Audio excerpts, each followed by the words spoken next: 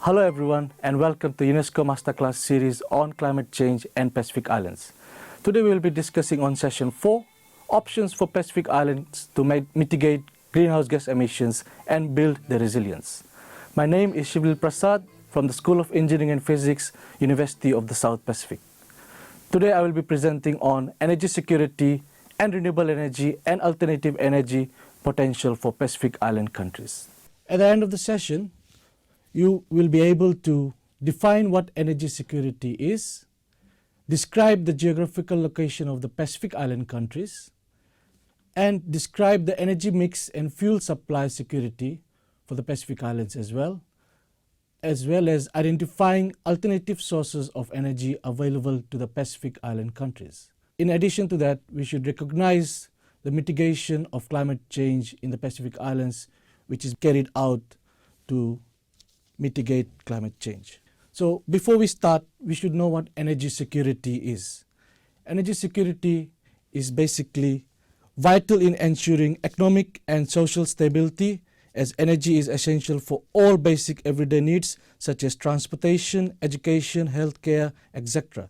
It depends on availability, accessibility, affordability, stability, and uses of energy. Furthermore, the framework for action on energy security exists when all people at all times have access to sufficient, sustainable sources of clean and affordable energy and services to enhance the social and economic well-being. Pacific Island countries are mainly vulnerable to problems associated with energy security, as most of them are small island nations and some of them have no energy access. For this reason, energy security is extremely important for the Pacific region in order to improve the quality of life and welfare of people there. Lack of energy security is thus linked with negative economic and social impacts of either physical unavailability of energy or prices that are not competitive or are overly volatile. You can visit the following link for more information on the energy security indicators for the Pacific Islands, which will be provided in the resource section.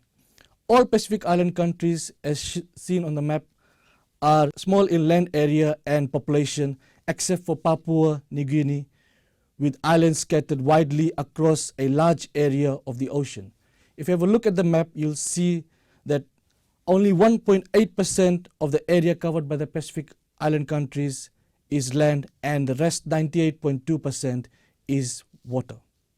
Populations in the Pacific Island country ranges from 1,400 inhabitants on Niue to more than 6 million people on Papua New Guinea.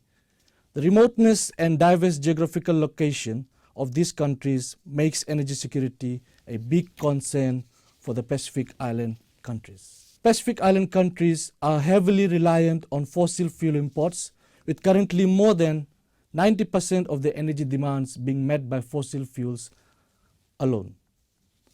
Out of this, approximately 25% is being used to meet power demands, while the remaining 75% is used for transportation. Out of all the Pacific Island countries, only Papua New Guinea has access to indigenous fossil fuels and exports oil. The rest of the Pacific Island countries have zero fuel supply diversity and thus rely on imported fossil fuels to meet their energy demands. Pacific Island countries spend a considerable amount of their GDP on fossil fuels, from a minimum of 0% spent by PNG to a maximum of 70% spent by Kiribati, as seen on the graph in front of you. The rest of the Pacific Island countries spend between 5% and 30% of their GDP on fossil fuels alone. The percentage of GDP spent on fossil fuels indicate the vulnerability of the Pacific Island countries to fuel price increases and negative effects this could have on them. The negative effects were noted in 2008 when the fuel price shot over US $140 per barrel.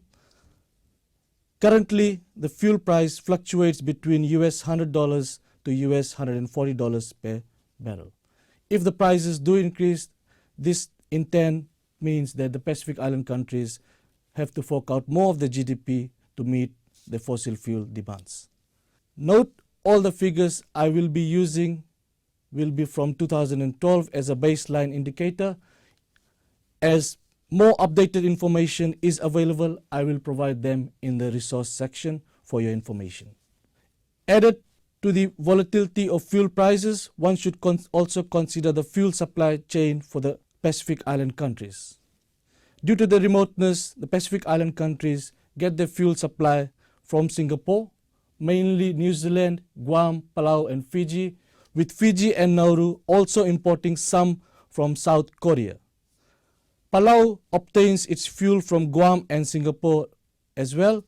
The Cook Islands have no option but to get the fuel supply from Fiji and New Zealand, and Niue gets its fuel supply from New Zealand and Kiribati from Fiji. For more detailed information on the fuel supply chain, you can visit the SPC website, which will be given in the resources link as well, which will detail the actual fuel supply chains for all the countries.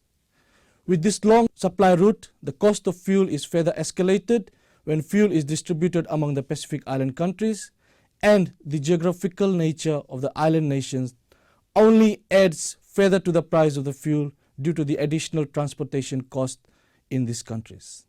This not only adds to the increase in fuel prices, but increases the prices of all products that have to be shipped out to the islands, making energy security not only related to fuel, but other basic needs as well. In order to ensure an uninterrupted fuel supply, Pacific Island countries have to store fuel. Each Pacific Island country has a different level of fuel supply security as shown in the figure, averaging from around 160 days, with Nauru accounting for the highest level of fuel supply security at approximately 650 days. The rest of the Pacific Island countries, apart from Republic of Marshall Islands and Palau, are well below the average mark, having fuel supply security of less than 3 months. This low-level fuel supply security indicates low energy security due to the fossil fuel dependency of Pacific Island countries. This could cause a major problem if the fuel supply chain were to be disrupted by a natural disaster or other foreseen circumstances. Fuel supply is one part of the energy security in the Pacific Island countries. Energy access is another. Energy production in terms of electricity reaching the people is also another issue to be looked at. Electrification rates in the Pacific Island countries range from a maximum of 100% in Cook Islands, Nauru, Niue, Palau, Samoa and Tuvalu to a low of 20% in PNG. One should note that PNG has the highest number of people living in that country, 6 million compared to the low of 1,400 in Niue. In 2011, electricity prices in the Pacific Island countries range widely from US $0.15 per kilowatt hour to US $1.50 per kilowatt hour, depending on the islands. The average, which was a combination of residential, commercial and government tariffs, was around US $0.35 per kilowatt hour. The Pacific Island countries are increasingly looking to reduce the dependence on imported fossil fuels. By reducing energy imports, they can have greater energy independence, avoiding potential supply disruptions, and being safe from high energy prices and price fluctuations in fossil fuels, at the same time lowering their carbon footprint. The Pacific Island countries are increasingly looking to reduce the dependence on imported fossil fuels. By reducing energy imports, they can have greater energy independence, avoid potential supply disruptions, and be safe from high energy prices and price fluctuations in fossil fuels, at the same time lowering their carbon footprint. Thus, the Pacific Island countries are trying to diversify their energy mix by using alternative sources of energy in their electrification mix. So what are these alternative sources?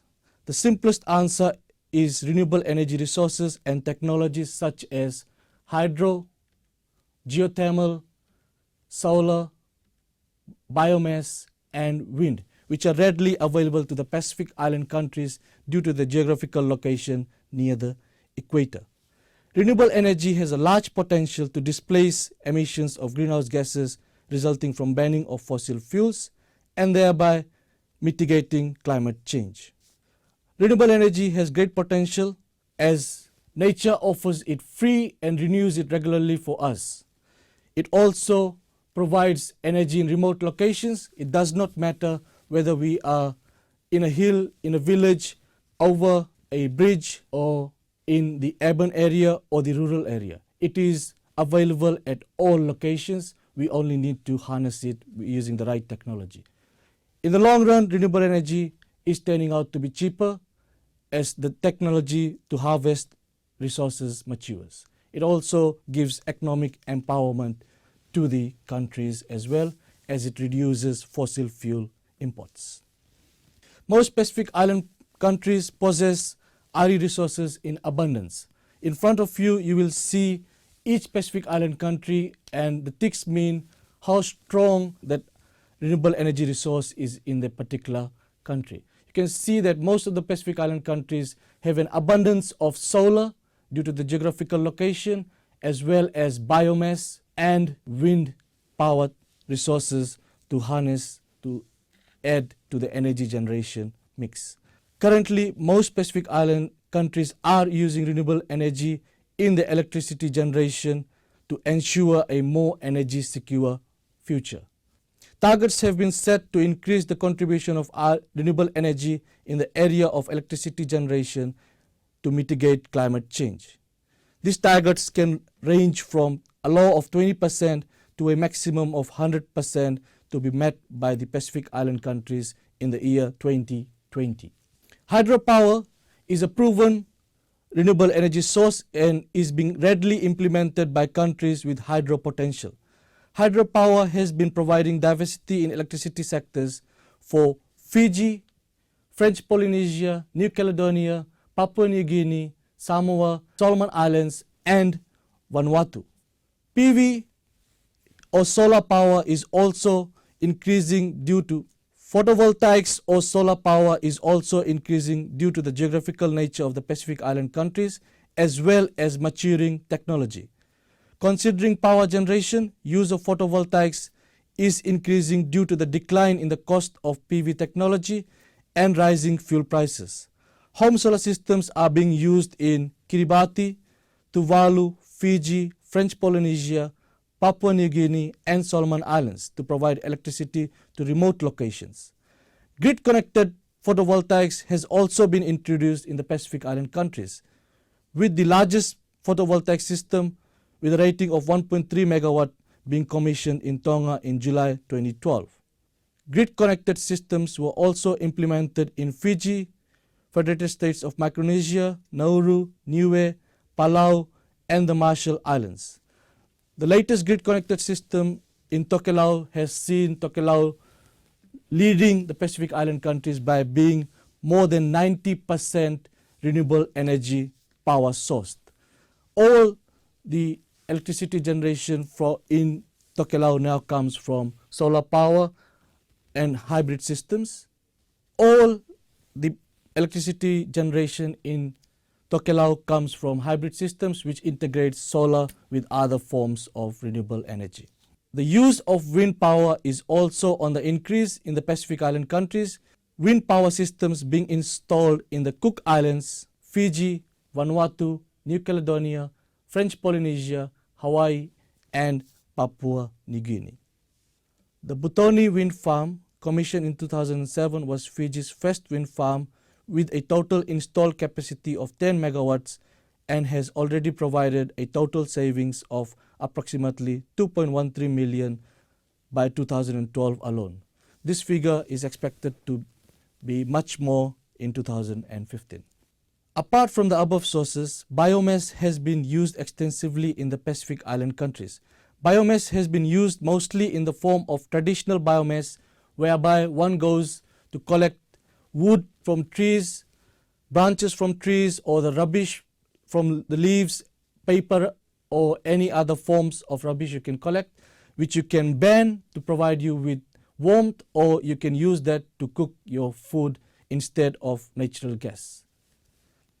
Biofuels derived from biomass can be used for electricity generation or transportation and have already shown great potential in providing fuel diversity for the Pacific Island countries. Some examples of biofuels would be coconut oil mixed with diesel to run diesel generators. Even cars that run on diesel can run on coconut oil, as well as deriving ethanol from cassava or sugarcane. Apart from these sources, outtake, wave and tidal have great resource potential in the Pacific Island countries, but are currently not viable since the technology for harvesting is not commercial yet. It is still in research state. According to the report in 2013 by the International Renewable Energy Agency on Pacific Island countries, all countries except Kiribati and Papua New Guinea had set targets to achieve 20% to 100% electricity by renewable energy by the year 2020. As of 2013, Tokelau leads the Pacific Island countries in the renewable energy generation with 95% electricity from renewables. Fiji follows in second place with 67%, largely due to its hydropower generation. Papua New Guinea uses 46% renewable energy for power generation, while the fourth place Samoa generates 32% from renewables. Vanuatu falls in fifth place with 25%. All the other Pacific Island countries were producing less than 10% of electricity through renewables at the time of the report. This data is from IRENA report published in 2013, and the figures may vary for current status. For more information, you should read up on Pacific Lighthouse's Renewable Energy Road Mapping for Islands by IRENA. I will provide this in the resources section as well. Apart from renewable energy, energy efficiency is also playing a major role in reducing fossil fuel imports by helping reducing the energy expenditure of the country. Energy efficiency measures were implemented by the Pacific Islands Forum Secretariat and funded by the 9th European Development Fund as part of the REP 5 program in Nauru, Niue, the Republic of Marshall Islands, the Federated States of Micronesia, and Palau. Energy efficiency awareness campaigns have also been conducted with some Pacific Island countries and has seen them including energy efficiency in their national energy plans. Energy efficiency is also acknowledged in the fourth and fifth themes of the FACE to improve energy security in the Pacific Island countries. So how can we help? We can help by sharing our knowledge on climate change and renewable energy. We can help by conserving energy, reducing, reusing and recycling whatever we can. We can help by inspiring others to fight by climate change. Remember everyone, climate change is too big a problem for one person or one country alone. All of us needs to come together to mitigate climate change, as we should keep in our minds that nature does not need us. We need nature, and we also need to secure the future for our children as well.